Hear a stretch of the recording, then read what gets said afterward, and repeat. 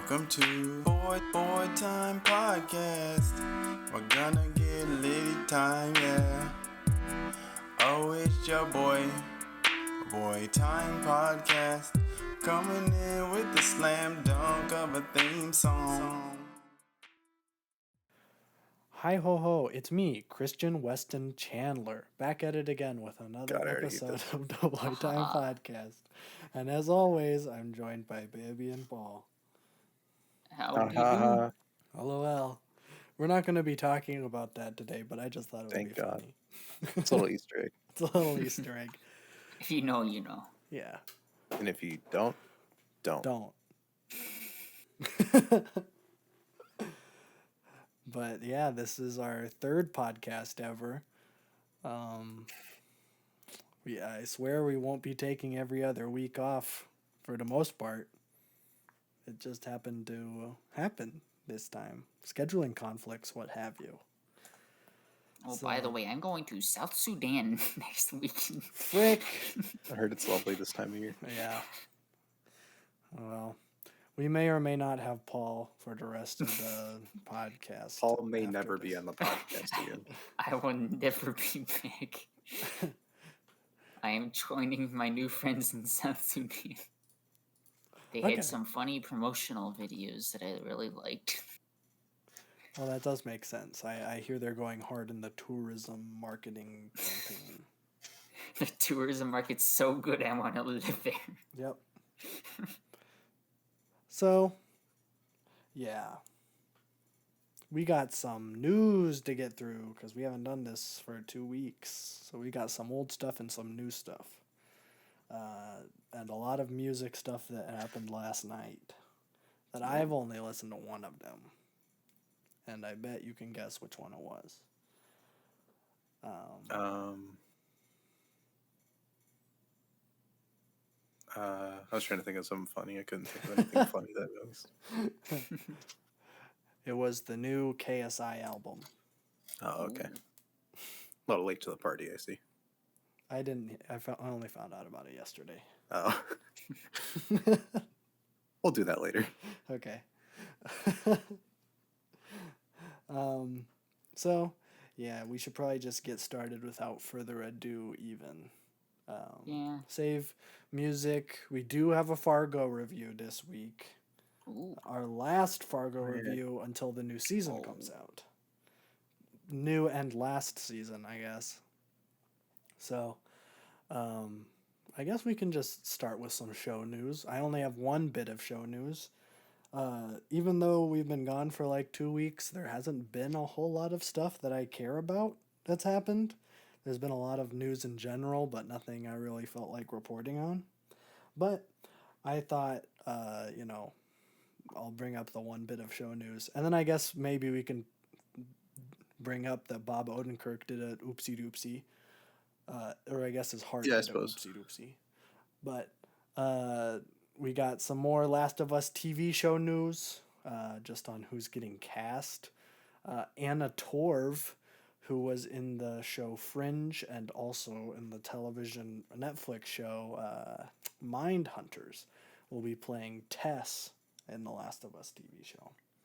And I looked her up, and I think she definitely looks the part. Yeah. So, pretty good I think I cast. know her for something. I think she was in The Walking Dead, I think. It's possible. If so, then pretty good casting, I would say. I know what she looks like, though, because it's, like, pretty accurate. Yeah. I can't wait for them to have her on and then kill her in 2 episodes. I mean, maybe one. Maybe one. If you're yeah. familiar with the game. Although I don't know how much time they're going to be spending before. I feel like it'd be 2. It might be 2. I'm thinking if I'm like, I know that the game's prologue was maybe 5 minutes, maybe a little more than that. But I feel like you could probably make a whole episode out of that, so then you really feel when the daughter Well, the prologue was 5 minutes, but like that first part of the game was like an hour. True. I was just saying, like, even before the zombies happen. Yeah. Like, make that was this like whole 5 one minutes. episode. True. I would actually like that. Maybe I'd like them to establish get it. into depth, like, of the things they couldn't do in a video game. Yeah. And Who knows? I think they kind of did that with Chernobyl, where they set up everybody before the explosion happened. That's a little True. different because they do have a whole other story to get through Yeah. after. But With the game, it's like you have to have interesting things happening, so you can't just be like walking with dialogue. right, Last of Us does it really well, but that's not the whole game. So yeah, I think the TV show will have some very interesting things. and the Last of Us game. Not that it's a detriment, but just in the fact that it is a game, has to have gameplay segments. Right. This is just going to be all narrative, which I think is good. It'll benefit the story, I think. Mm-hmm. You don't have to move the dang dumpsters around or God, I the hope they just pallet show board. that 5 minutes. Just Ellie is like, move the dumpster, and then Pedro Pascal is just like, I have to move the dumpster now. Or I need to turn on this generator, and then it's just like Game of Thrones, like season, or like the last season, or that one episode where everything was just dark. Oh yeah, that would be a good Yeah, idea. they'll just do that for the whole episode until they get the generator started. Or they just spend an entire episode just like, Joel, I can't swim. Can you move to swim? Go swim for like half an hour and find a pallet board to move me across this very narrow gap of water. He's like, I will do that, yes. So That'd be hilarious. I hope they do that. Yeah. Everybody's expecting this to be like, a good video game show. I hope that they just take a complete 180 and just make fun of the game. That would be though- actually kind of funny. I feel like this is the absolute wrong game to do it with. I know. But it's like they got this like all-star cast. They Yeah. got like the directors of one of the most critically acclaimed limited series of all time, and then they just pull something like that where it's just like Yep. whole episode dedicated to dumpster moving. That would be hilarious. They got to So- include one scene of it just as I- a little Easter egg. I think that would be funny. But I know they're already filming, so this is just we're still getting cast announcements even though they're shooting the show right now. But pretty exciting stuff. But speaking of shooting shows right now, Bob Odenkirk on the set of Better Call Saul season 6. 6? Yes. Yeah. Had a minor heart attack on set and collapsed.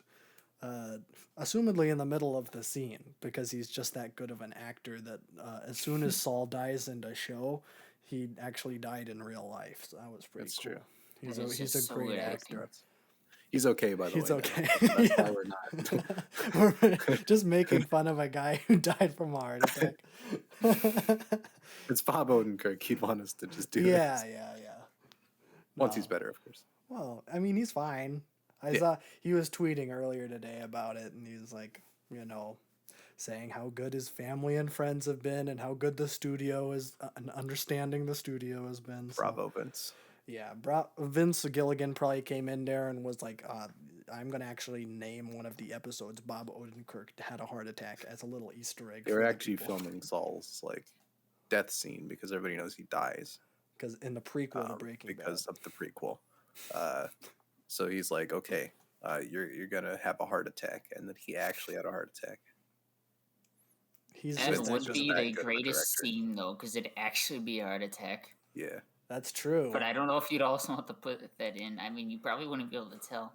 If I don't know how good acting of a heart attack Bob is. Odenkirk's the best actor I've ever witnessed in my life, so Yeah. I'm sure he can do it. he's even better than Don Cheadle. Don't let Yeah. him know that I said Oh, that. really? Okay. Yeah, so he's okay. That's really it. Yep. It was a little bit of There a may, scare. there though. may or may not be a delay, but whatever. I Get don't better, care. you I old man. I don't care really. Like that is so out of their control. Yeah. I want Bob Odenkirk to get better because I like him even without the context of the Breaking Bad stuff. He's a funny little guy. It really is. That's some fun little news. We'll move on to some Epic Gaming news. There isn't a whole lot, or at least not a lot that I cared about. But there was EA Play this, last weekend, I think. And they announced that they are remastering the first Dead Space, I believe. Or they're rebooting it. I'm not sure. I don't think it was clear. Also, I didn't really look into it because I've never played Dead Space, but I'm like, that's kind of exciting that that's coming back. So that's coming back officially. I thought that was kind of cool. I think there was a new Battlefield trailer, but I didn't watch it. Baby, did you watch it? Nope. Okay. Well, no help here. I didn't realize that anything came out. There was something like a Battlefield Portal thing, Yes. which Yeah. I think that's like you're able to like make game modes, so it's like a Steam workshop, Oh, really? which is pretty cool. I That think is that's kinda what it is. Okay. So people can make game modes, which is awesome. Dreams? They have like freaking capture the flag. Yeah, this is Battlefield Dreams. So that could turn out to be really cool. Yeah, we'll have to see. I think This one's shaping up to be a pretty good Battlefield from what I've seen so far. we'll have to Which see. is good. We want a fun arcade FPS. Yes. Well, hopefully Halo's good too. Yeah, and there's no BR in freaking Battlefield, so What is BR? and they're not making one. Oh. So Oh, Battle Royale. yeah, Got you. That's they're probably actually going to care about the core game. they which is have fantastic. Apex. Why would they want another one? Yeah, it's true, but Battlefield's a direct competitor to Call of Duty, True. but I think Battlefield's already won. So To whatever Sledgehammer's new one is. yeah, Cold and just War the current 2. situation of what Call of Duty is, And Activision and both everything internally that's going and on. externally. Yeah. Yeah, I think this is a good time for DICE to come back. this is a good time for EA to come back. Yeah, It's like you got Activision Blizzard, which was, believe it or not, one of the like most revered gaming companies at one point in history, and they're just like wasn't recent. not recently, but at one point they were similar to Valve or something. But now they are getting taken down because they did some oopsies in the Office place. Now there's going to be like a big power vacuum, kinda. I think. Which needs to happen. I think like so. 10 years ago, that needed to happen. Because, well, yeah. And also, Activision kind of always sucks, so Oh yeah, for sure. they can die. I don't care. I think it's sad that it didn't surprise me when that stuff came out. The Like, sexual sexual misconduct. harassment in the Blizzard Activision workplace. No. No way. Wow. All I'm saying is that every single person that, like, I ever met on Call of Duty was, well, not every single one, but it seemed like 60% majority. of the people were like that kind of person. And I was like, you Yeah. can't, We met a couple cool people, but the most part, they were all rude dudes who Yeah. said a lot of slurs. And Yeah. Activision didn't do anything to stop that, so Activision also got my account hacked. that's also true. So Rip Babby's account. Well, it's back now. But A moment of silence. Oh, never mind. it's back now, but I didn't play the game ever since I got it back. Actually, no, that's not true. no, you got to play as Rambo. Well, there was a new zombies map, so I'm like, I'll try it. Oh, okay. Well, we'll see. I know. I think at this point, Call of Duty's out. I think Yep, it had its shining Battlefield moment. and Halo's back. And Apex is is kind of weird. the best battle royale right now. Yeah. So balls in EA's court. Yeah. Because I don't think there's anything else. There's Warzone, PUBG, and Apex are like the big ones. I think. PUBG's not popular in America. Yeah. I'm just saying the big ones out there right now. Yeah. So I think Apex is probably going to win that one. And we're just taking a portal back to like 2011 where Battlefield and Halo was exciting. So Which they both are very exciting. So I right. get the mix of nostalgia and new games. So Yeah. I am down. We'll see. I don't know if I'm going to buy the Halo Infinite campaign because I know there was a lot of internal things with that game also. Yeah, I'm not going to. And also, I don't care about the Halo story at all. Yeah, I don't But multiplayer is free, so I don't have to. So that's cool. I like that. I like the arcade FPSs coming out. Yes. It's been a Now, while. the only thing that I'm worried about is in the Halo Infinite free multiplayer is how much microtransactions are they going to do? Are they going to do the EA style loot boxes, which I highly doubt, or are they going to do I think those are illegal now. You can't do those. well in the Oh, thank EU? God. But then who Well, cares well, about I the mean- EU? Well, I mean, they're gonna sell their game to yeah, an EU and if they audience, do it like, in I NA, have to. they have to be very shady about it. I believe all you have to do is list the probabilities. Yeah, Yeah. So I don't know. That's the only thing where it's like I almost most Don't- game studios are turning away from that, and I think they're gonna follow Activision's route: of season passes. season pass, and then just a store page with, these are all the items you get. You can They're get- still gonna screw you over because what Activision does is they include the one cool item in the pack and then load it with a whole bunch of trash and bump the then- price up. Oh yeah. It's called gambling, my boy. Basically. I can't see Halo going crazy with Kids love microtransactions it. though. Well, how I mean, else the, are you the gonna? customization and reach with the cool, like the helmets and stuff are cool, but I can't see like a Halo gun with like a whole bunch of like random stuff on it. Yeah. I don't know if it would just be cosmetics for your armor, but I don't know how incentivized you would be just because you never see it. It's Yeah, like outside of like victory screens or whatever. I feel like just the AR like model in Halo is pretty iconic, Just the or I wouldn't gray. even want too much of a. Yeah, but it looks really cool. Yeah. Like everybody knows what that looks like. Mm-hmm. But Yeah. who knows? They could go sicko mode with it.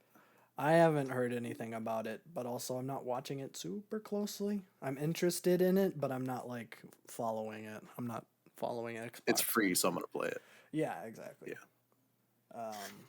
Battlefield, I'm buying. So I probably will. Maybe I'll have to see what they're gonna do. there'll with be a that. beta probably. I would like to play the beta. Yeah, Also, if the Back for Blood beta would drop, that would also be pretty that'd be cool. We got a couple months, and then the games start flooding out finally because there's been a drought for the longest time Yeah. Maybe for you guys. for us. Yeah. Yeah. I have no end in sight for my drought. Well, you're such a niche like. I mean, like it's area true. where And I don't really AAA care for companies FPS aren't games. really doing that. Yeah. Well, I mean, Crusader Kings 3 is coming out. Oh, that's been out. No, Oh, is it Age half of a year. Empires 4. Oh, Age of Empires. That's the one I'm thinking of. I mean, I guess I could try out Age of Empires 4. Yeah. Age I of tried, Empires I is think it pretty was fun. 3, and I didn't mind it, but I didn't really play it very much. It's on. I think all of them are on Game Pass. There. Yeah, that's how I played them. Game Pass is going to be taking my money soon. Yeah, I think I'm probably gonna wait until Psychonauts comes out in 3 weeks, and then I'll buy it for at least 1 or 2 months, probably, because they've added some stuff since I played it last time. But that was pretty much the majority of my gaming news. I had marked down that I was going to talk about the new Ubisoft game, but then it was that little what was It's that trash. thing? Yeah. Yeah, I don't even XD. know what it is. It's XD. XD. I Okay. mean, that's all I remember for it because they had XD in the logo and they called it out very blatantly. Tim Clancy's XD, I believe, is what it is called. Yeah. It's just free to play Call of Duty with Division gunplay. Which is So if that sounds appealing to anybody, then I feel sorry for you first off, but go crazy. yeah, It's going to be like a mix of Overwatch and COD. which is weird, but Yeah. whatever. But if that's your thing, which I don't see anybody being excited for it, then go off, King. It will be free to play though, so if you're really desperate. Yeah. I think the whole reason that people were excited for it was that one of the factions in the game, because there's like multiple factions you play as, one of them is the Splinter Cell people, and Splinter Cell hasn't had a game since like 2013. True. So it was like, oh snap, they're bringing back back Splinter Cell, and it's like, haha, Tim Clancy's X Defiant. Yep. I was Yep. like, oh, you coward. I think all the factions are Rainbow Six things because there's or Tim Clancy people stuff. from Siege, yeah, Yeah. people from Division. Yeah, it's weird. So everybody was let down, I think, by that. Really wrong time to bring it up too when you have Halo and Battlefield both dropping in the fall. Right. Like you could have released this 6 months ago and maybe had a buzz because people were just so hungry for anything new. Especially in the shooter market. Yeah, shooter market. You either have like super competitive games or you have Warzone. Mm-hmm. And if you're in between, then there's nothing. Right. Well, I'm excited for that Deathloop. I think that's Yeah, gonna be Deathloop good. should be fun. What was I playing that I was gonna plug? Oh, I've been playing Death's Door, which is one of the Devolver games that I talked about on E3. It came out and it was like $22 on launch, and I'm like, yeah, you know what? I'll give it a shot. It is very, very good.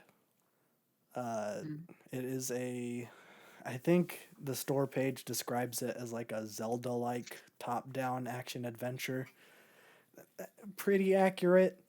From what I can tell, it's pretty short though.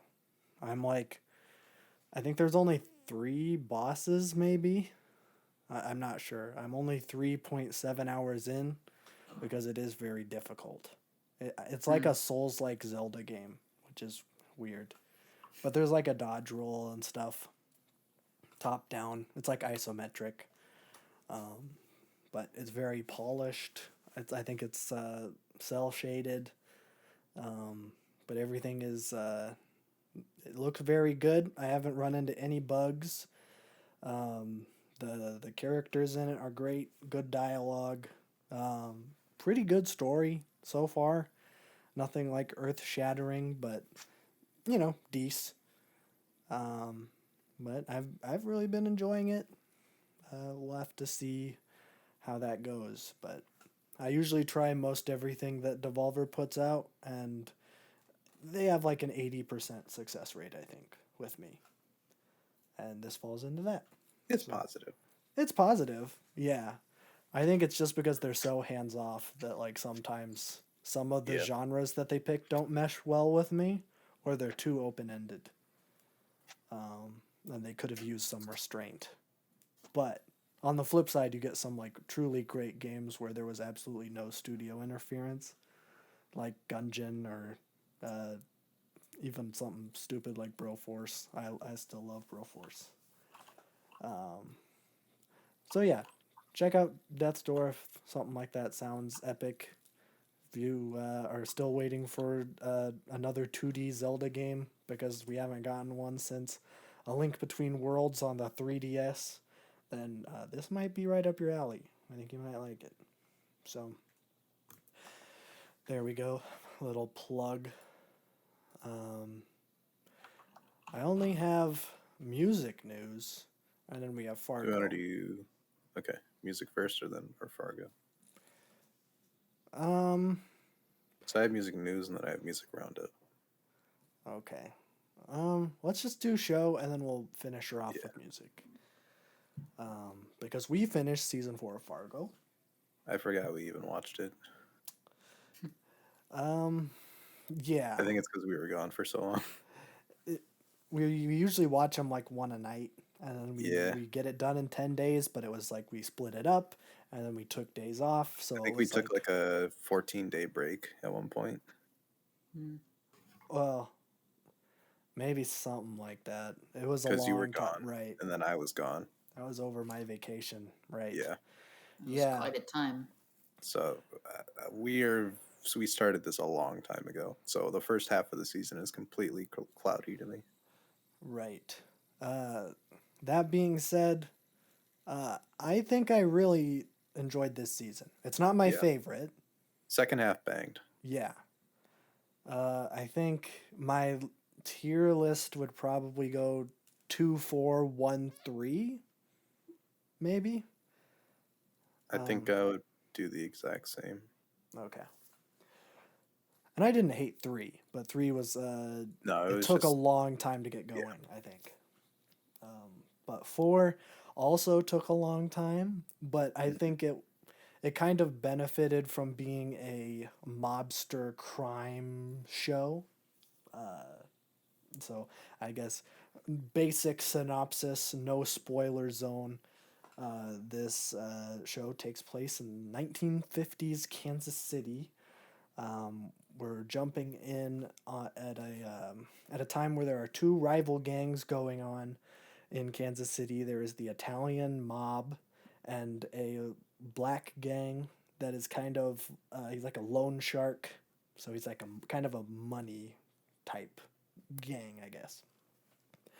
And we jump in at the height of their conflict. They're just starting to try to like get a truce, and there is this like old timey tradition between mobsters that you trade your youngest son with the other person, so that like if you ever do anything against me, then I'll kill your son, and vice versa.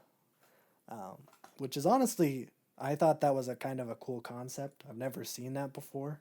I don't think that's real, but probably not. it was Historically, kings did that, but I don't know about mobs. They probably okay. borrowed it from that, to be honest. Maybe. See, that's the thing with Fargo, because every single episode of Fargo starts off with, "This is a true story." Oh. You know, It's to respect the survivors, we have changed the names. Everything that is being told exactly how it happened, something to that effect. It's not a true story, but what I believe they do is they find like a newspaper clipping of the time that's like a cool story, and they like take a bunch of them, and then they're like, what if they were all connected? So I think what they did, I didn't do any research, but this is all just my speculation. My guess is they found a newspaper clipping that there was a mob gang war going on. There was a serial killer nurse that was killing her patients, and there was like, I don't know, 2 escaped convicts that were lovers that were lesbians, and they were just like, what if we just took those 3 concepts and mashed them together? Because that's what they did for the Fargo movie, and in like seasons 1 when I actually did look up how they got it.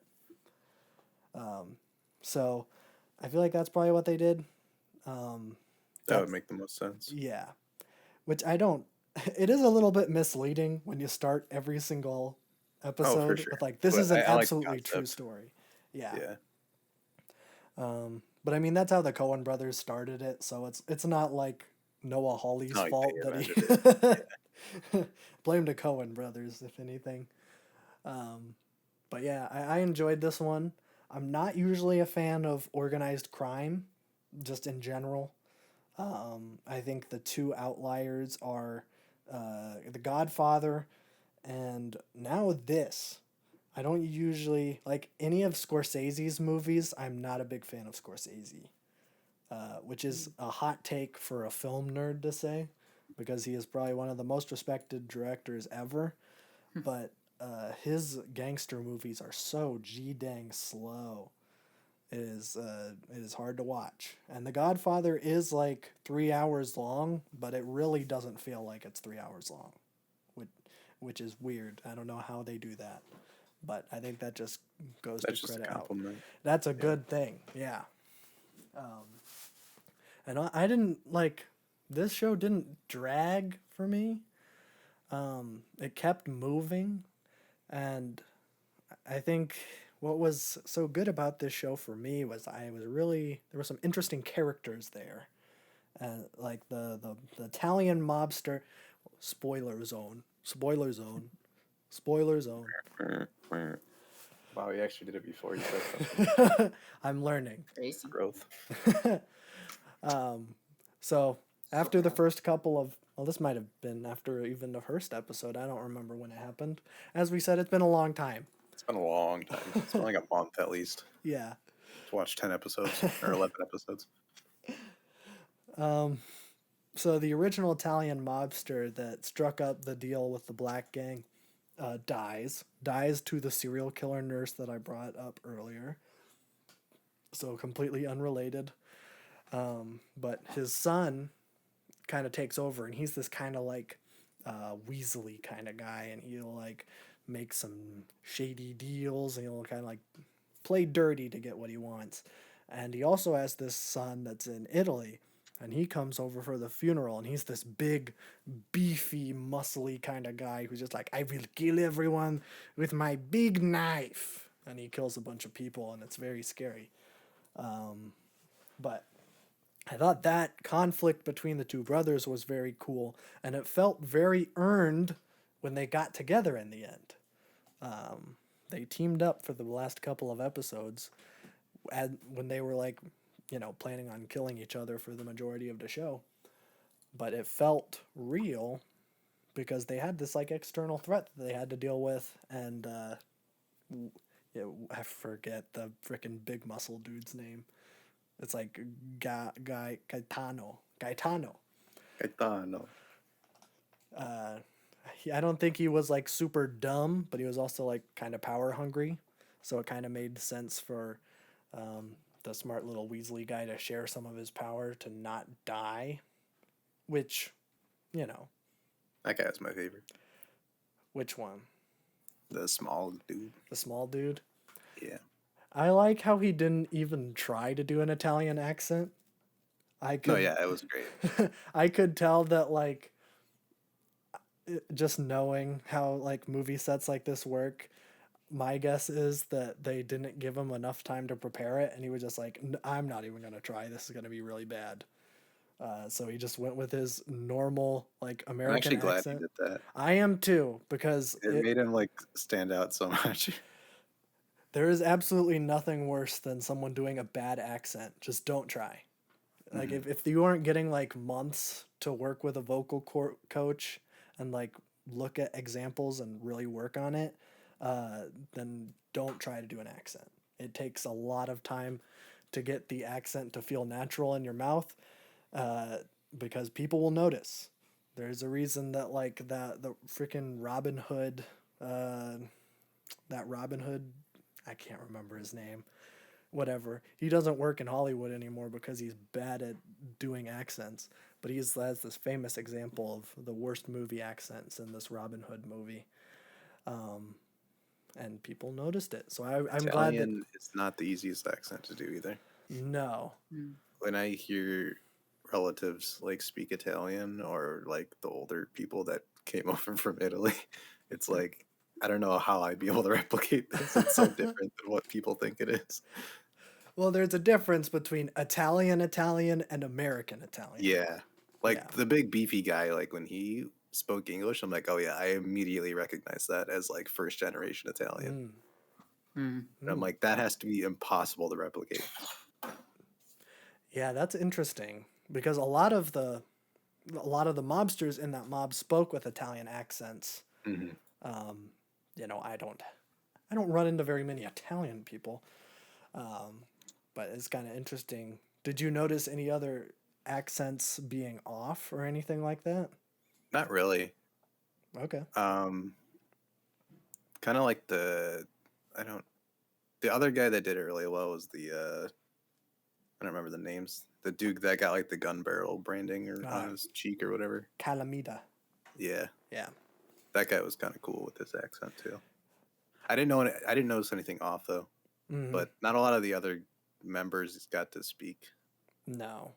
But there was the big beefy guy was, like, the prime example of, like, wow, that's really authentic. Yeah. And my guess is he probably is Italian. He might be, yeah. Yeah. Because the short guy, and he spoke it so fluidly too. It was nuts. Yeah. Let me see if I can find this man. I don't know who. He certainly looks Italian. Let me see. I've been holding off on searching the cast for this because I did that once before for, like, season 3, I think, and it gives you how many episodes they're in. Oh. And I'm like, that's a little bit of a spoiler. Yeah. Even if it's just, like, they're not in an episode because they're just not in it and not because they die, it's still, like, they could. Which I guess they could anyways. But you know. I like to go in blind. Right. So let me see. The short guy, yes, Jason Schwartzman is the guy who plays him. He was in the Sparks Brothers documentary that Edgar Wright did. And so I just saw that, and then we started the show, and I'm like, oh, that guy was just in that. Yeah. Let me see if Gaetano is... His name is Salvatore Esposito. Yeah. Oh my god. Yep, born in Naples. Yeah. Yeah. That makes sense. Good casting. Good casting. I agree. Yeah. But that's enough about the stupid Italian mob. I also really liked the characters in the Black Mob. I thought Chris Rock killed it. did a great job. Not usually a serious actor, but he did a pretty G-dang good job. This is probably the least star-studded season ever of this show. Really only getting Chris Rock, I think, was the only other person I recognized besides Jason Schwartzman from the Sparks Brothers documentary. I like that better though.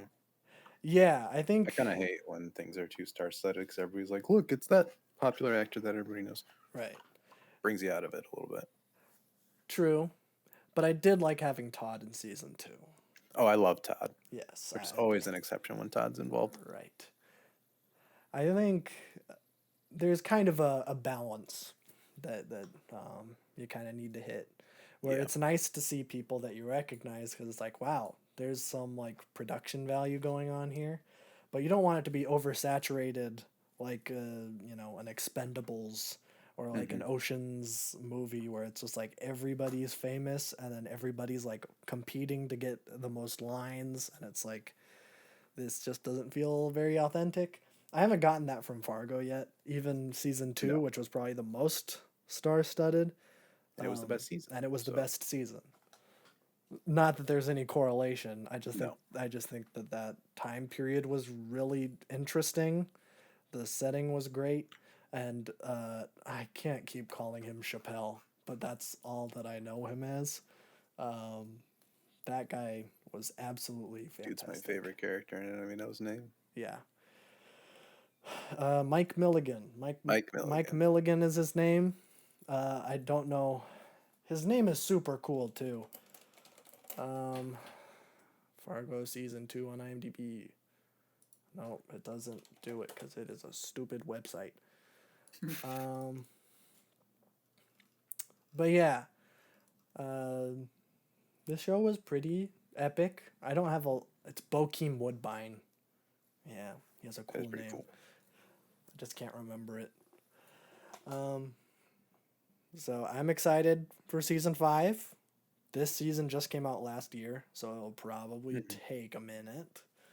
I believe they usually come out every 2 or 3 years, usually. And, you know, now that the pandemic is still happening, it is likely that this is probably going to be delayed. Probably.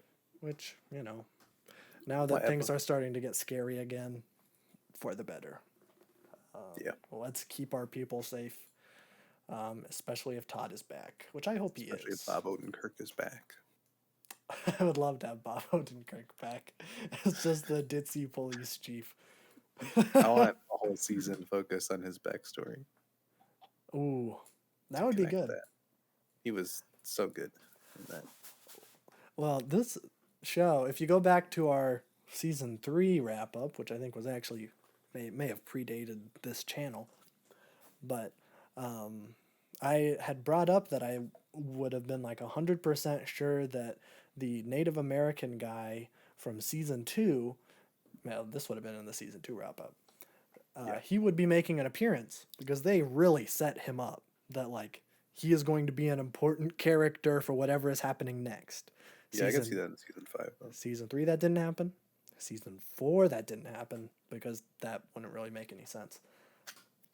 But if season 5 takes place back in modern times, it is likely. I think it could because there's a couple characters now that they've really set up Because you got Mike Milligan and that guy that Mhm. have they have their whole backstory laid out now. Right.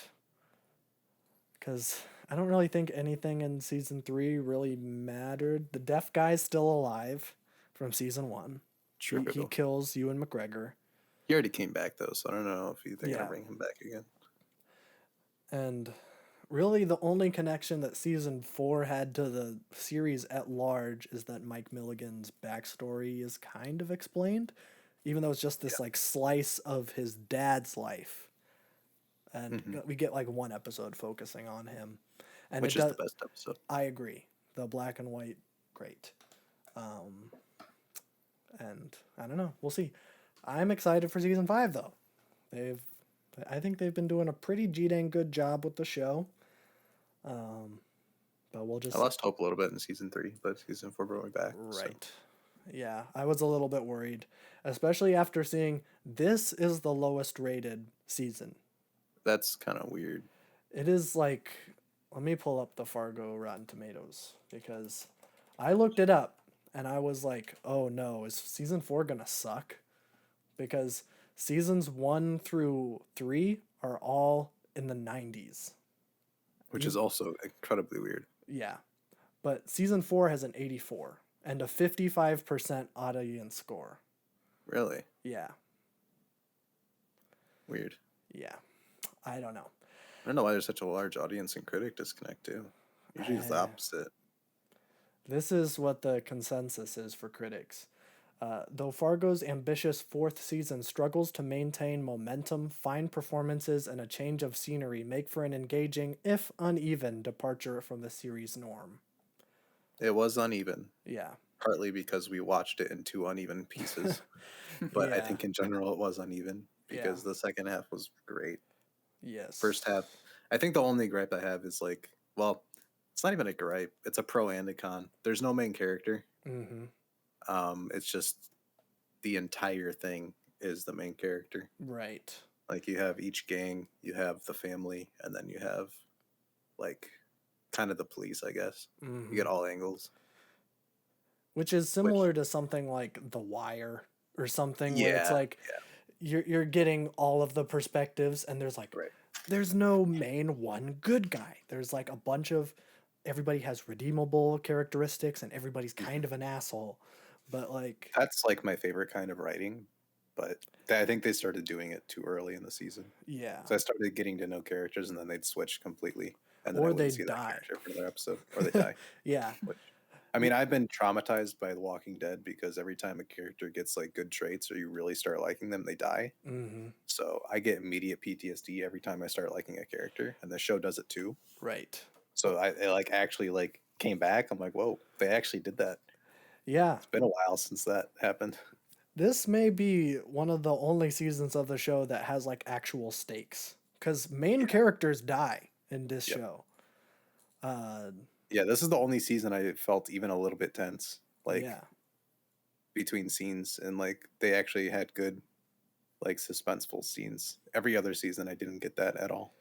Even though the other seasons had great main antagonists, with Lorne Malvo is this menacing guy who's constantly sneaking around, and is so unassuming, but then he'll just murder someone out of nowhere. Mm-hmm. He just gets killed by the mailman he just happens to see his car and he just goes up, shoots him 6 times, and it's oh, okay. Yeah. I also like that angle of just making death not a very dramatic thing. Because really, it isn't. No, it isn't. Because what The Walking Dead does is they'll introduce a character in season 2 and then they'll kill him off in season 6. Mm-hmm. But the fans have been with them so long that they can't just make a stupid death or they will get yelled at. Right. For months upon months, so they have to build it up and do all this dramatic stuff and make it super send-offy, which is cool. But I like kind of this one where it's the big bad of season 4. One of them just kind of trips and dies. Yeah, he just the big beefy Italian guy. He goes over and kills the police informant, and then as he's walking back to the car, trips and accidentally shoots his head off. And it's like, that's how you're gonna kill one of the main. I actually liked it. I did too. It was like so unexpected that it was Yeah. just like, whoa, that's kind of crazy. Because it's super awkward to make super dramatic death scenes for characters that we've only had for a couple episodes. Mm-hmm. If you had them over a few seasons, it's fine and it feels natural and like respectful. But like Yeah. for these guys, it's like we literally barely know them. And that guy is hardly redeemable. Yeah. Like we have seen him like just murder innocent people over and over again just because he wanted to. And I think, interestingly, I had thought about this earlier, and I'm just reminded talking about how death is handled in this season. It reminds me more of a Tarantino movie than it does of a Coen Brothers movie, because Coen Brothers movies they kind of take the dramatic sense of death that, like, you know, in a Tarantino movie, in Pulp Fiction, you know, that guy gets shot in the back of the car and it's like an accident, and they're like, oh snap, and it's played more for laughs there. But just like people die, John Travolta, we're in spoiler zone. Yeah, it's Pulp Fiction. You've seen Pulp Fiction. Yeah, Bruce Willis just murks John Travolta, the main character of the movie, halfway through, and it's just like, okay. But yeah, it just feels like Coen Brothers. The other series, whoa. The other seasons have felt like Coen Brothers movies in the good and the bad, I would say, because I do like Coen Brothers movies a lot, but they tend to be a little bit hit or miss for me because some of them kind of drag out a little bit long. And I felt that the most in season 3. And I'm like, oh, snap, this is a true grit situation. But then it kind of picked up at the end, and I did like Ewan McGregor. But that being said, it's my least favorite. But season 4... I'm glad we watched the whole thing. I am too. I feel like most of the shows we've watched have kind of like been just so good that we've reached a certain kind of expectation. Yes. So this one was kind of a nice break. Even the animated shows, like we watched Adventure Time, and that's like the peak of animation. I think so. Like in a TV series. So that wasn't even like just a light thing, because there's so many like good things about that show that you can still just kind of like praise it for hours on end. But this one was just kind of a show to watch, which was fine. And it's a good show. It's a good show. I don't want to undersell it. No. I'm just saying compared to, I mean, we've watched Breaking Bad and Saul. It is not a Breaking Bad. Yeah. It is not even a Mr. Robot. It does not take as many chances. Mr. Robot as even Mr. was Robot like very does. thought-provoking and interesting. Yeah. This one was just kind of there. Yeah. But I enjoyed it. They're interesting stories. They're interesting enough where I don't have to like use brain power, which is nice. No, it's not like super investing. It's more just like, let's watch some stuff happen to people that we may or may not like. And that's a Coen Brothers movie. And that's cool. I am ready to get back into something that's like taxing though. So that'll be next. That will be Ozark. Yeah. Ozark. I also want to watch Twin Peaks. Do you know anything about Twin Peaks? I know it's good. Do you know anything about David Lynch? I've heard the name a lot. Okay. He's a weirdo dude. I watched the first season. It's a crazy show. But it's something like a Mr. Robot or something where they take like, just like the main premise of it is that there's like a murder of a high school cheerleader, I believe. And so it's like the town reeling from it. And it is kind of that thing where it's like what we were talking about, where there's not like one main character. It's like you got some of the characters from the high school are main players.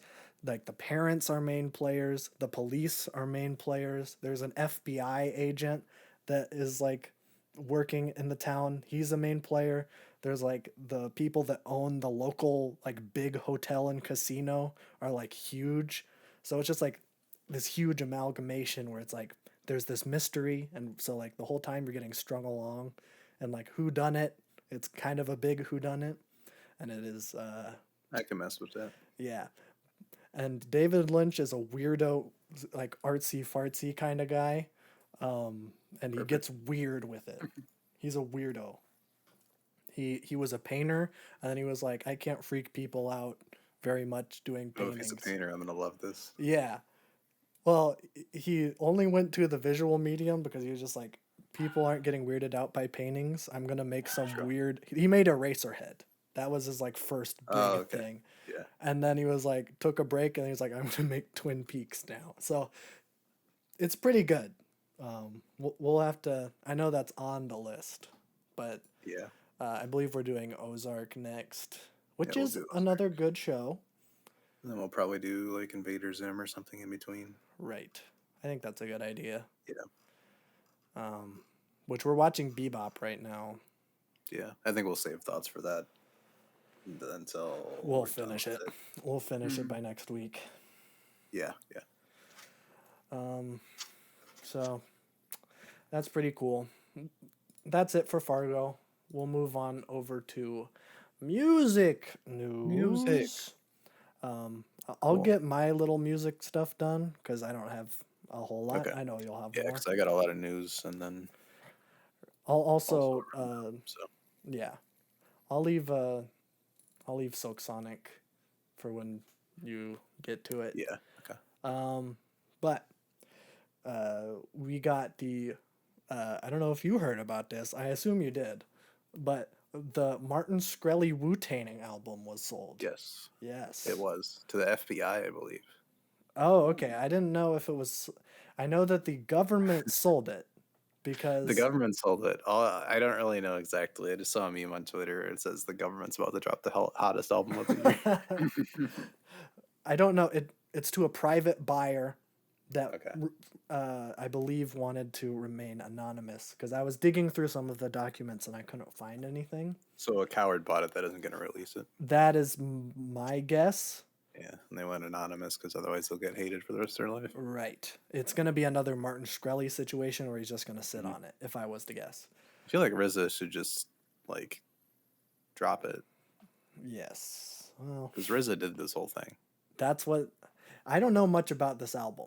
The Once Upon a Time in Shaolin is what Yeah. it's called. So RZA was like trying to be on his Jay-Z thing where he was just trying to make the most money possible and just like become the boss, which he is a boss.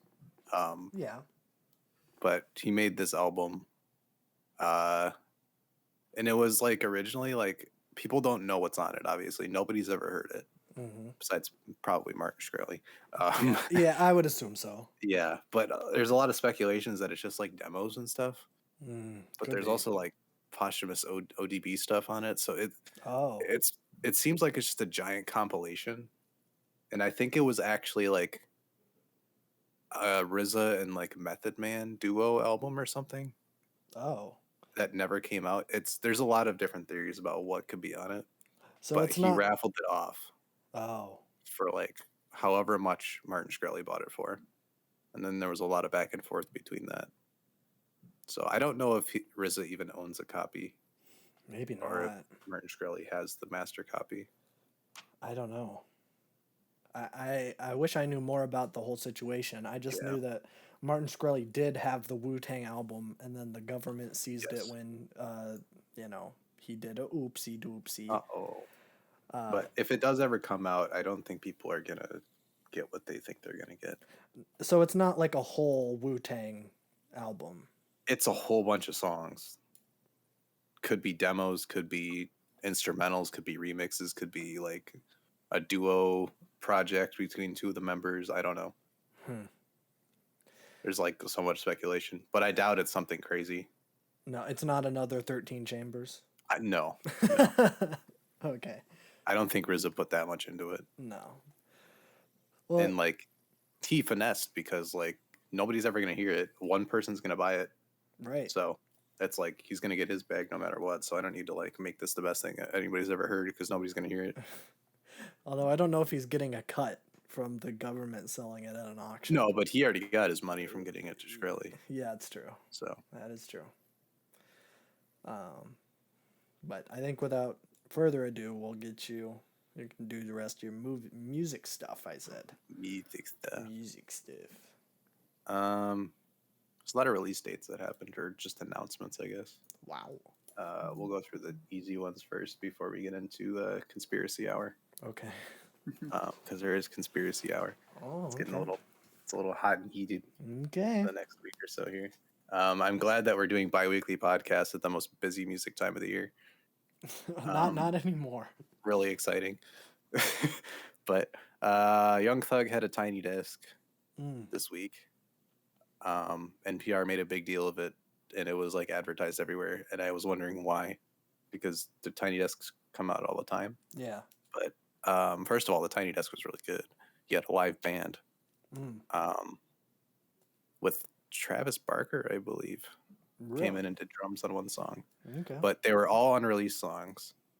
And then at the end, he turned around and his T-shirt had an album name and release date on it. So he's dropping a punk trap album in October. Okay. From the Tiny Desk songs I've heard, I'm in. A punk trap.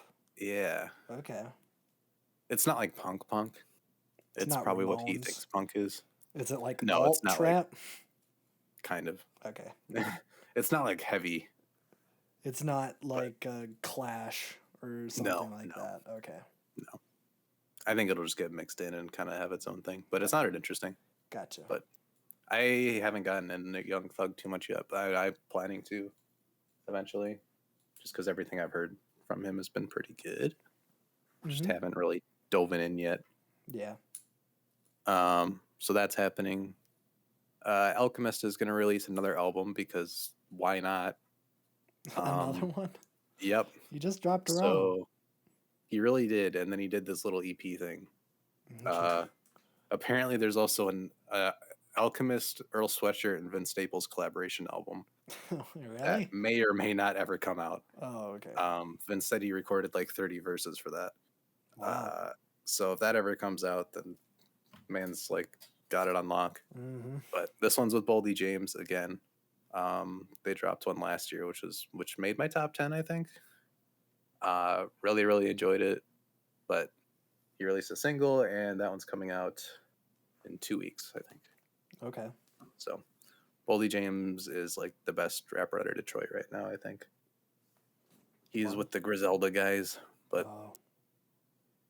if Alchemist gets you to do a full project, then you already know the quality's already there. So because that guy finds all the talent, either underground or mainstream, doesn't matter. Yeah. But that's exciting. I guess we can get into conspiracy hour because I don't think there's anything else. So over the past 2 weeks, Donda was supposed to come out. Yeah. Didn't come out. Not quite. Now Kanye's living in Mercedes-Benz Stadium, and they're doing another listening party on the 5th. Oh, really? Yes. Okay. With the album coming out the 6th. Oh, is that confirmed? Kanye posted it on Instagram. Okay. He did the loading thing with 8.5. Okay. He didn't even put 8.6. He put 8.5. So maybe that was just calling out the listening party. But I think a lot of people have said that's pretty much confirmed. Okay. And like Def Jam confirmed it, I think. Okay. So we have a release date from Kanye himself. He didn't give a release date the first time. That's true. I'm guessing it's going to come out. I feel like if he does it again and pulls out, then he's going to lose momentum. Right. But I think it's coming because he's doing his whole thing where he has everybody in the studio. He has his rules in the studio, and tons of people are just showing up and recording things. Because Kanye has a mode, or a zone, if you will. Don't get him into his zone. Don't get in his zone unless you turn off your phone, your laptop. Don't talk. Don't wear hipster hats, and 30 other rules that he puts up. He requires 110% focus in the studio. And that's what he's done for Yeezus, for My Beautiful Dark Twisted Fantasy, for Ye. So this is a pretty typical thing. So I think it's actually coming now because this is what he does before. But Nas released a release date for King's Disease 2. So Nas is dropping again on August 6th. Oh. So we now have a Kanye and a Nas album coming out on the same day, which is pretty crazy. But there's another.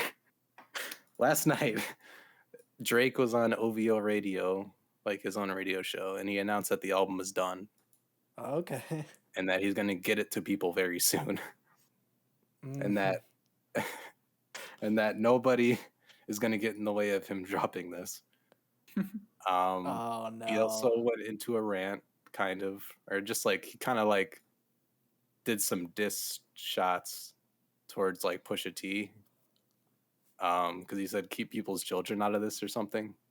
What? Which immediately made me think that he's going to release on the 6th with Kanye to compete against him directly.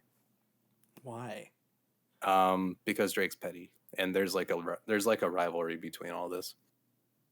Because they've said they're good since that, because the whole Pusha T thing happened. Drake went at Kanye for some reason instead of Pusha T, which resulted in Pusha T like digging him 6 feet underground. Yeah.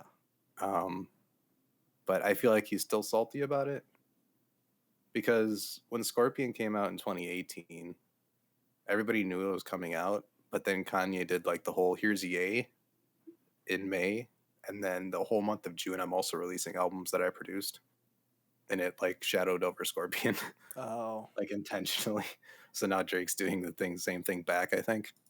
Yeah, but people don't care about this Drake record, right? Like it isn't Oh, they like do. Drake will outsell Kanye. Really? Yeah, Drake is a lot bigger than Kanye is. Kanye is polarizing. Like, True. Drake has such a big target market that everybody's going to listen to it. I guess I could see that. But this will be the biggest week of the year, guaranteed, if Nas, Kanye, and Drake all drop an album on the same day. Yeah, what the frick? I don't think we've had that big of a music day in years. No. Well, don't that's remember. assuming that Kanye drops at midnight on Friday. Yes. But Because I also think Kanye's album is coming out because Jay-Z and Nas have a little thing that's like, I don't know if it's coincidental or on purpose, where every time Nas drops, Jay-Z drops on the same day. And we know because of the first Atlanta listening party that Jay-Z's on the Kanye album. Yes. For the first time since like Watch the Throne. Yeah. Yeah. Which is awesome. Mm-hmm. But if Jay-Z is on that Kanye record, which I'm pretty sure is confirmed at this point, Nas and Jay-Z like to drop on the same day. Gotcha. And it's not a coincidence because it's happened 6 times. Oh, okay. Yeah. So I that's my little conspiracy theory. Okay. That is some big news. Yeah. If well, Nas true. for sure is coming out on the 6th. Okay. We know that. Which is already Confirmed. cool. Yeah. Yes. How was his last album? Because that one just came out like last year, right? It was good, yeah. It won the Grammy last year for Best Rap Album. Right, it did. Yeah. It was good. Okay. Like, for someone his age, not many rappers specifically can keep up with the times or just making music that still engages people. Not naming any names, but Eminem specifically. Yeah, but it was a pretty good album. He had like songs with like Anderson .Paak on it and Black, and it didn't feel forced or anything. It was nice. Cool. So this one should probably be good. I don't see him dropping like trash. I don't think it'll be the best release of that day. Maybe it will be if they both like bomb. But Right. I think Drake's album's actually going to be good, and Donda seems like it's ramping up to be pretty good from what I've heard of it. Yeah, that's the thing. I don't know if there's gonna be a bad project. Yeah, I it could probably just won't be the listen to best Drake. music week of the year. Yeah, I'll listen to it first before that's probably a good idea. I'll talk about it on the podcast, and then you can kind of go for yourself because that's probably a good Drake call. especially is like he's got good stuff, but the stuff we play for you is not peak Drake. You're saying that the Toozy Slide is not the best song. Toozy Slide is not peak Drake. Okay. But we're gonna try to react to Donda again on Friday. We did do it the first time. We did do it the first time, and then it didn't come out. Yeah. So we'll see if it happens this time. I don't know if depending, we could, if it drops at like noon on Saturday, we could react to it. It Yeah. would just be off hours for us. But we could do it. I think if it's coming out, it'll be on Friday. You don't think he's gonna pull a fast one? No, I mean, it's always Kanye, so there's always a possibility, even when it seems like this is 99% sure that it's happening, just because everything around him that's happening. Yeah. But I'm Yeah. just going to bet on Thursday night, 11 Okay. p.m. Well, we'll try again. Hopefully. We'll see. I can't get hurt again. Well, let's see if Spotify crashes again. Well, Spotify, we might not be able to do a reaction if Drake and Kanye come out on the same night. Oh, that's true. That might be hard for We'll the have to see. Spotify servers to keep up with. We'll have to keep our ears to the ground on Drake release dates. Yep. I would guess if it is coming out, he will say something in the next couple days. Okay. I think he would have to. Although Drake could surprise drop and still outsell like 99% artists, but Yeah. that's the news, unless I'm forgetting something. But if I forgot something, I'll probably bring it up when I'm talking about releases or music that is out that I'll talk about. Yeah, I think you're good. But it's been 2 weeks, so I don't think we've talked about Industry Baby. We have not. I had that marked down. Yeah. This is probably my favorite Lil Nas X song. What? Really? Yeah. Okay. It bangs. I do like it. Montero's like really good too, but the swagger and confidence on this one is just great. Yeah, his delivery is probably the best so Mhm. far. Not the biggest fan of the Jack Harlow verse, but Yeah, I've kind of gotten over it at this point. Yeah. I don't know if it grew on me. I just got used to it. Mm-hmm. But he doesn't ruin the song. No, he doesn't. He just doesn't carry the momentum as much. But no. Still, Lil Nas X hasn't missed at all this year. No. Not a single song. Not a single song. Not even a song that I thought was just okay. Yeah. Not even like, Every single song. Since 7, he hasn't flopped. True. Yeah. So that's pretty cool. Excited If he does ever drop an album, which at this point, if you keep dropping singles of this quality, I don't care if you ever release an album. I think it's coming. I think it is coming. Yeah. He But said so. If everything's as quality as this, then we are in dangerous territory. I think the only That thing guy that is so good. the album cover is a little weird. Yeah. We'll see. We'll see what. I think the album cover is going to be the album cover for Montero. Because could that's be. what the album's called. Yeah. And I think the Industry Baby cover art relates to that one as well. So I think a lot of that will be that'll be the sun kind of the goes theme down. of It's it. just going to be like sun or like in the sky or something. Yeah, yeah. Because he just confirmed that Holiday isn't going to be on there. So Perfect. It's going You're to going be to keep your perfect run. Yes. He's just keeping Sun Goes Down, Montero, and Industry Baby as the 3 singles. Fantastic. I hope this is the last one. If he is planning on going forward with the album, I don't want too many singles before the album comes out. I mean, he's going to have to drop the debut album. I would think. Right. And I would hope it would be this year. He's making it momentum sound he's like got it's is pretty nuts. soon. Yeah. And I think Montero and Industry Baby are 1 and 2 on the charts right now. So I think he's that is just true. killing it. Yeah. At this point, he doesn't need to drop an album. It's just more for me. Doesn't, because all the quality he's given me is more than enough. But if he does, then oh boy, Yeah, here's hoping. here's to hope it. Mm-hmm. Well, Silk Sonic came back, which is Silk Sonic not did come expected. back. Yeah. I expected them to just be off the face of the earth forever. They released Skate, which is a roller derby disco song, Mm-hmm. which is not what I was expecting. Nope. But still very good, I enjoyed it a lot. to the surprise of nobody. Yep. I was, they posted something on Wednesday, and I think when that dropped, we had mentioned, or, we were talking about it, and I said something along the lines of, it's like a 60% chance it's a Leave the Door Open performance again, 30% chance for a new single, and 10 for album details. We got the 30%. Yeah. There was no album details and no Leave the Door Open performance, which is good. Although they did release it on a 2-pack EP with Leave the Door Open on it. So. They did, but Yeah. whatever. Whatever. It's fine. I do like hearing that song right after Skate. I think they do the work well together, which hopefully, I mean, you would hope for that if they're going to be on the same album.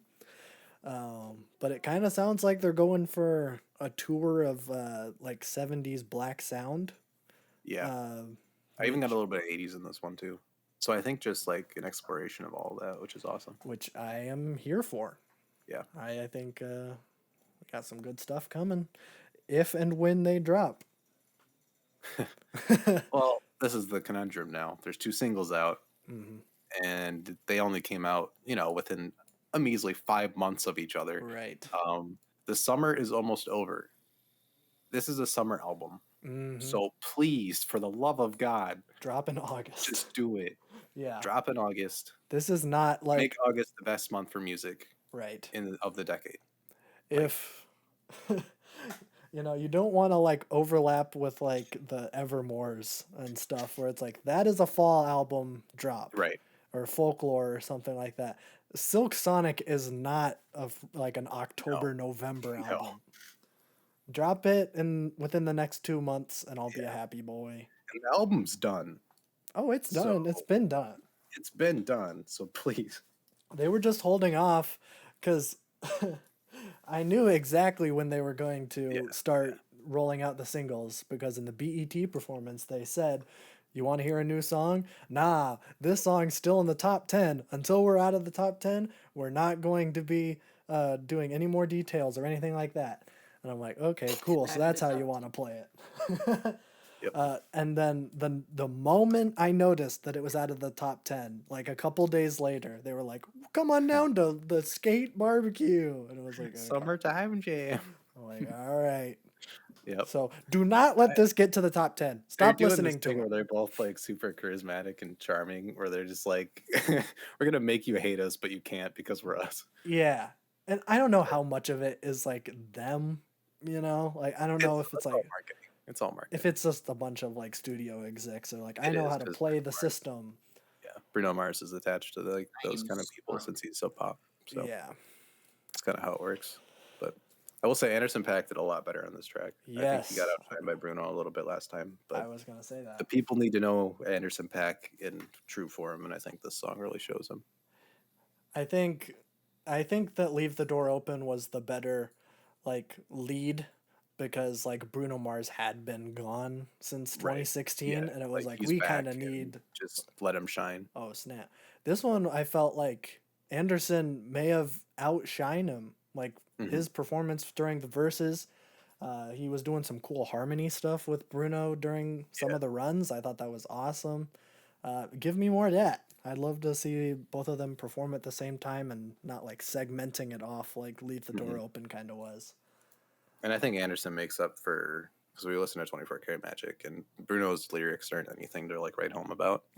So I think Anderson fills that gap of just like really funny or clever or witty lyrics. Right. While also having that same vocal range of Bruno Mars kind of, and then having Bruno take choruses where he can really like make the song elevate. So I'm really hoping for like a 9-track album with just every song being as quality as this. I don't need like 16 tracks. I don't need any of that. Yeah, I would say anywhere from like 9 to 12, just because we know that there's an intro track. So like, true, yeah.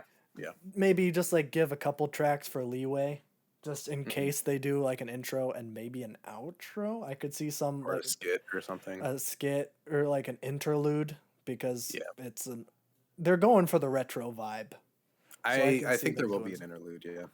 They could be doing some stuff. Yeah. So, but good song. Hopefully we get a release date on that because sooner rather than later. It just hurts worse now that there's 2 songs and they're both good. Yeah. It's like I still need more. I even like the intro song. I don't listen to it regularly, but it's pretty good.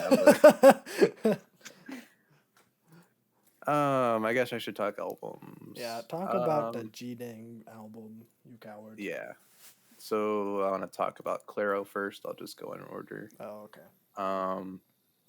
This is my first like album introduction into Clairo. I know of her, but she falls in the lane of kind of like a Phoebe Bridgers, but I think this album is more soft rock than like indie folk. It's kind of like a combination of like Billy Joel and Joni Mitchell, and then crossed with like a Phoebe Bridgers. Huh. So it's very soft, but like they'll have like some sax come in or some brass, and it'll be kind of Billy Joel ish, Gotcha. which is really really really good. Mm-hmm. It's very subtle. Like I wouldn't say Punisher levels of subtle, but it's very like calm and soothing, even though the lyrical content is obviously not as of most of the albums that I like. Mm-hmm. But very, very good. Definitely recommend. I will need to I'll have to listen to her 2019 album because people have talked about that as well. I just haven't heard it yet. Okay. But I think Babjeb has this on his wheel, so That's right. there's a chance that this might come up. So I should not listen to it. This is where it gets tricky. Mm-hmm. I mean, you could. Okay. Otherwise, it'll fall out of your radar, and then it'll wait for Babjeb. Because, Right. like, you'd have, what, a 10% chance to get it? So. A 10% chance, like, every month or so, if that's, like, right. depending on how regularly we do it, yeah. It's like nothing. You could just listen to it. Okay. If anything, I'll put Immunity, her 2019 one on, because I haven't heard that one yet either. There we go. And that one's a little bit more not, like, as subtle. I listened to, like, one track from it, and it's really different. Okay. But that one was pretty G-dang good. We'll talk about Billy next. We'll talk about Billy. Okay, you're saving Rashad? I'll save Isaiah for last. Okay. I talked last time about the last single she put out and how I didn't realize that the album was coming out because I kind of forgot. Yeah. And there's been like so many singles and they've been so all over the place. But I am happy to say that I was wrong about the album sounding like it's not going to be as good. It's good? It might be better than the debut. Wow. Ooh. Actually, it probably is.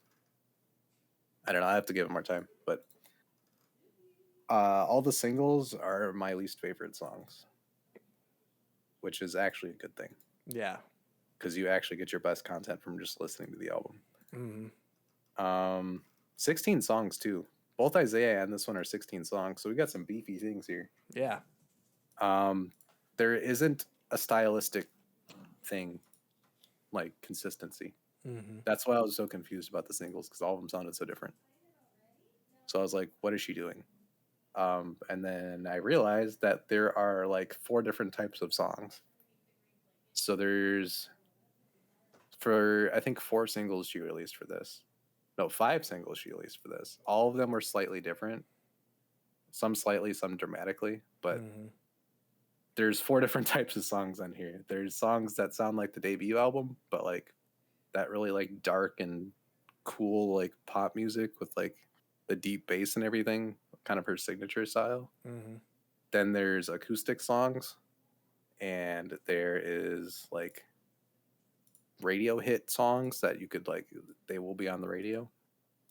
And then on the album there is like R&B type songs. Oh. So there's like 4 different types of songs on here. It's really weird. So there's not like a consistent theme, but I like that there isn't. Mm-hmm. People's main criticism of Billy is that her voice is too like quiet and that she stays like reserved. Yeah. She does that for a couple songs because I really like that. If you don't like that about her music, you're not going to like her music to begin with. Yeah. But is that something you can't hear, Alex? I can't hear her. She he is a good reason that I like it then. I think it's volume and register, I think. Yeah. Well, and like her she does like that whisper voice like for some of her stuff, which I can't understand anything and I can barely hear it. So yeah. Not the biggest I Billie love Eilish that fan. stuff. But she has gotten a lot better at vocals. Like to the point where I'm like, I didn't realize that she was that good of a singer. Wow. Nice. I mean, on the first album, she did do tracks where she pushed it a little bit more, but for the most part, it was ASMR trap, which I really enjoy. But I liked hearing her like open up and like really, really get into it on this one because she is hitting some high notes that I had no clue she could do, and she's doing it loud. Really? It was a very good surprise. Hmm. But you got like jams that have like this really weird funk to them that is really cool. Oxytocin is absolutely insane. That's like a futuristic club banger that would be in like Cyberpunk or something. So that's probably my best song on here right now, at least. Okay. But there's a lot of Bon Iver and Phoebe influence on this. She's wearing all of her influences on her sleeve, which is fine because they're very different still. But there's a couple songs that could have been on Punisher, and there's a couple guitar melodies that like come straight out of a Bon Iver album. I think I touched on that when one of the singles came out. But she does it pretty well still. She literally pulls the outro to Punisher on the title track, where it's like slow in the beginning and then it just explodes into like an alt rock song. That is probably like the second best song. But yeah, I think she beat the sophomore slump, which is what everybody was worried about. Yeah. As more singles came out. That's always like, we saw it with Lil Nas X last year. It's like, what is he going to do after this like huge success of one thing? And she crushed it. So Yeah. Well, that's good. I'm guessing it'll grow on me more as I listen to it. I've only listened to the whole thing once. But the singles are my least favorite songs, but every other song is like really, really good. Good. And songwriting is really good. She grew out of that. Like it wasn't on the debut album, but like on the the yellow cover one. It was teenage girl songwriting, which she was a teenage girl, so I get that. But she grew out of it now, and now it's like really cohesive songwriting. I'm going to use Lucy Dacus as the peak of songwriting this year because I believe she is the best songwriter to have an album come out this year. I agree. But this one's getting there. So, yeah, very, very good album. Her vocals are so good. I hope people don't hate on this like they hated on the debut. I remember when that came out and everybody's like, I don't like Billie Eilish because she's like edgy and 14, this is deep, Oh, yeah. Deep. I remember that wave until I actually listened to it. I'm like, wow. People really just aren't listening. No. But yeah, she knocked it out of the park. Good. So I was pleasantly surprised. I lowered my expectations a little bit just because of what I've heard before. But main event this week, Isaiah Rashad. Yeah. It's on been the edge of my seat. 5 years, and TDE has not released anything besides Reason albums this decade so far. And Reason is not that good. But when TDE release albums, they release albums, and this one is amazing. Oh, really? If I would have done a reaction to this one, this would have been like the most like energized reaction I think I've ever done. Really? Just because like I was like falling asleep on Discord Thursday night. And then we like got off at like 11:30 and I was like falling asleep and I'm like, I have to listen to this. And it immediately just woke me up. It's like a trap album, but it's not like trap like a Playboy Cardi or a Young Thug or anything. It's like Southern hip hop mixed with trap. Which is not what we expected from Isaiah Rashad. Not exactly. From the singles, I kind of knew that this was what we were going to get. But people are used to more like storytelling Isaiah.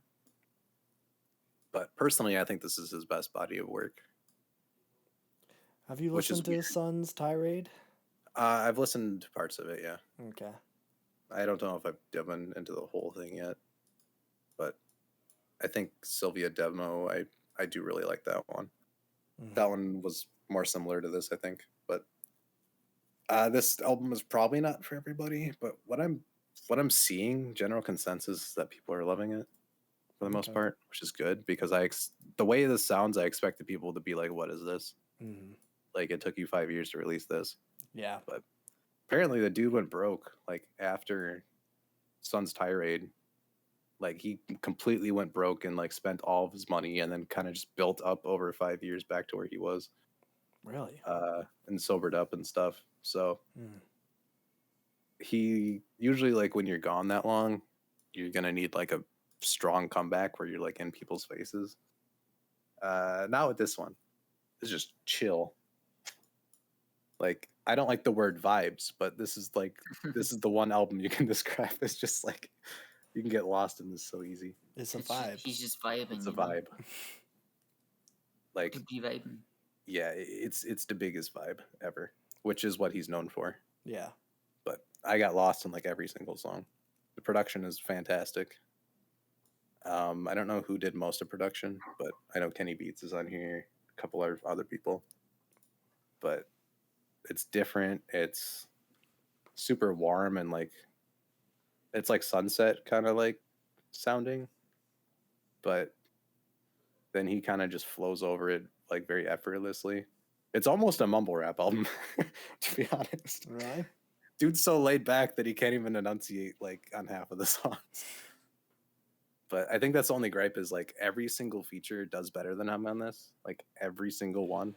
Yeah, it's kind of stacked. It is stacked though, so I get it. But usually he puts up more of like a presence, but he kind of just fell back a little bit, which is cool. On most of the songs, some of the songs I would have liked him to come a little bit harder, but Mm-hmm. yeah, super super good. It definitely met expectations because like with the first single, I didn't expect like the full trap sound, like deep south trap sound, and I didn't. I think I talked about it on the podcast where I'm like, this is just okay, Yeah. but it immediately after that became like one of my top songs of the year, and I'm still listening to it. And then the second single came out, and everybody was like, "Oh my god, this is like peak Isaiah." And then the third single came out, didn't like it at first. Now it's really good. And then I like the whole album immediately. So which means it's only going to get better because apparently all these songs just grow on me after like a couple listens. Yeah. It could just be because I'm not used to the style of music. I mean, I've been getting into trap slowly, but it's not like something that I go to a lot. Yeah. Mostly because I don't really like the production. I don't. I mean, either. like, you can lay back on a track and you don't have to be like a lyrical miracle or anything stupid. Mhm. You can kind of chill and ride the beat like he does here. But a lot of those instrumentals are so artificial and there's no live instrumentation on them. Right. So it just feels really like half baked all the time. Mm-hmm. But this one, you got the 808s, you got the keys, you got like brass sections that come in, you got guitars, you got all this that kind of just fits with it so much.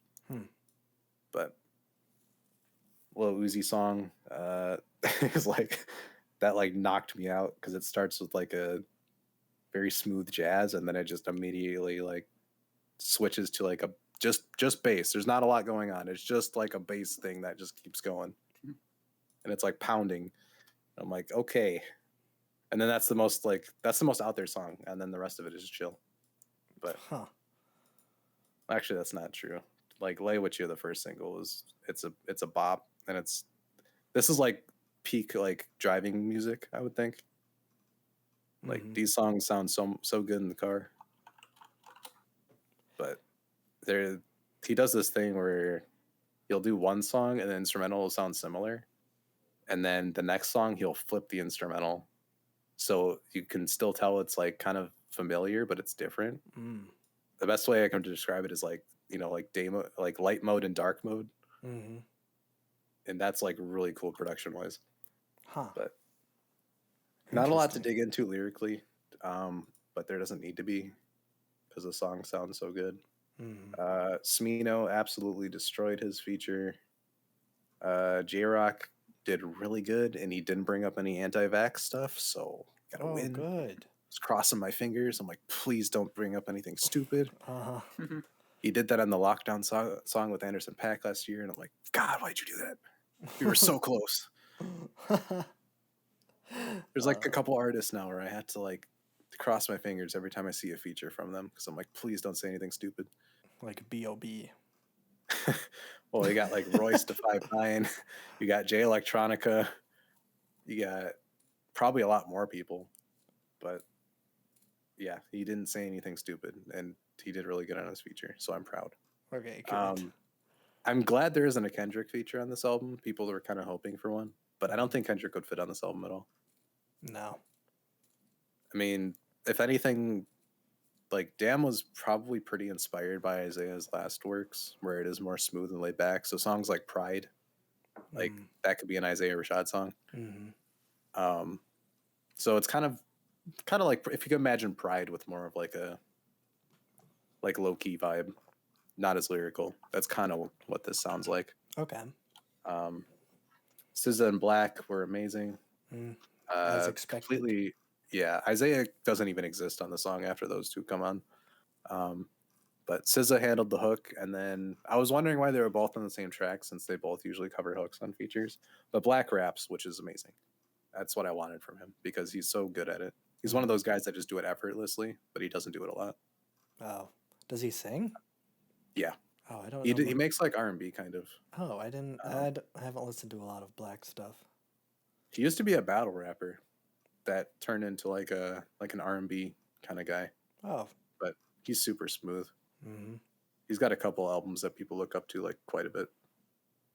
But yeah, no complaints from me on this one, which is good because if TDE drops this like infrequently, then I'm gonna need quality when someone does drop. Right.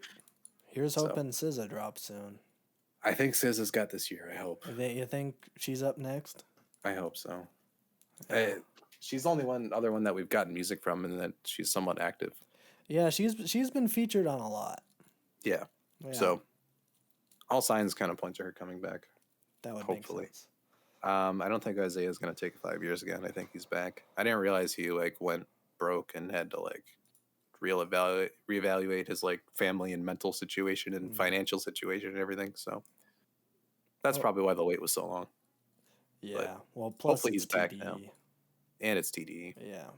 So if Kendrick drops this year and then Drake and Kanye also come out, then this is like the best year for music. Yeah, in like a long time. Uh-huh. But wow. We'll see. Nothing at least confirmed. At least SZA. She should come out. Nothing confirmed for Kendrick. Nope. I don't know. I think it'll be like last part of the year if anything does come up. You think he's going to drop a winter album? It's possible. Weren't they wasn't he making They're a all rock usually rap? Isn't that his next one? That was early speculation. Yeah. Oh, okay. I remember. I think people mistook rock for just rock instrumentation. Because all of his albums have been different. Yeah. So it's not gonna be Damn 2. No. Well, I think it'll be something completely different. Yeah. Which I'm completely cool with. But I think he usually drops in the spring.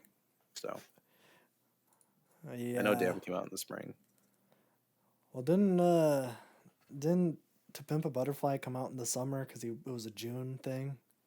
Wasn't there a June thing? No. Because it was him and Tupac's birthday are in June. Yeah.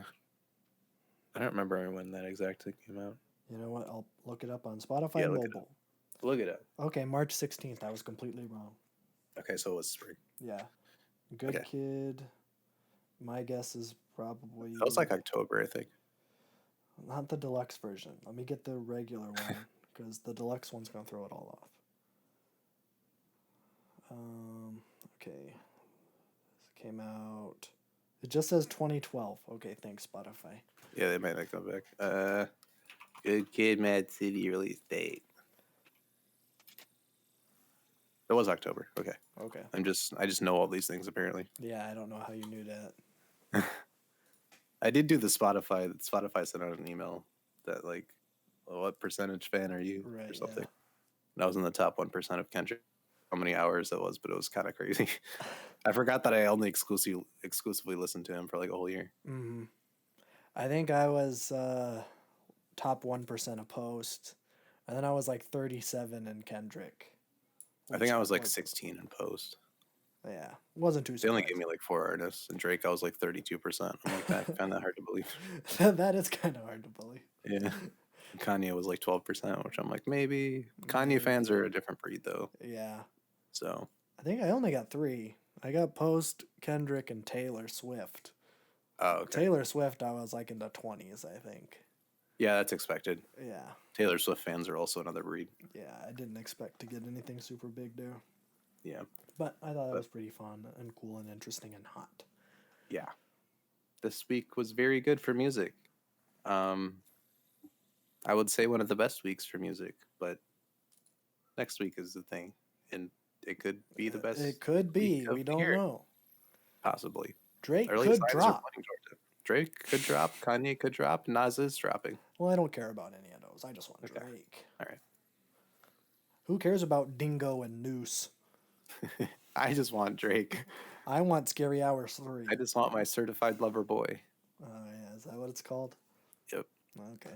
Never mind. I'm no longer Have you interested. seen his hair? It's got the little heart shaped in it. I have not seen Kind of that. cute.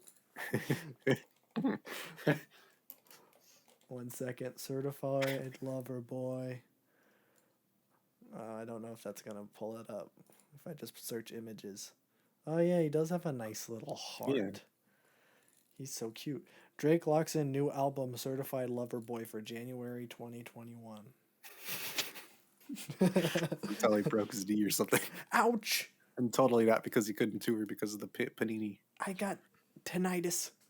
Oh, jeez. I like how Drake just carves a little like heart into his head for his album rollout, and then Kanye's like, "I'm wearing a red puff jacket, and you will not see my face, No. and I won't speak, And I will be very and small. I will live in Mercedes-Benz Stadium." Kanye is a fun. weird Icon. dude. Yeah. I just feel like we're getting a good album because when he puts on the mask and he does this whole outfit thing and his whole like playing a character, you know that it's good. Yeezy CZ approaching. Did it with Yeezus. Wore the mask, did all the stuff. Yeah. One of the best things ever. So It's even better than 808s and Hearts Breaks. yeah. So we'll see. I Lot to frankly look can't forward wait. to. And a lot to listen to. So. Yeah.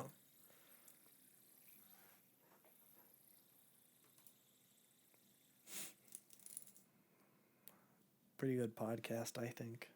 Yeah. I would say. I got one more thing before we do the number. Okay. I can add in something. Oh boy. So, you'll remember that decade year VR? Yes. I actually tried looking for like the past 5 minutes, but I'm pretty sure YouTubers get theirs next month. Like late next month. I think I need to. Maybe in the comment or description you can say if it's right or not. But Yeah. yeah, so that's coming up, and people are getting their official deck moves now, and yeah, from what I saw, apparently they're doing pretty good.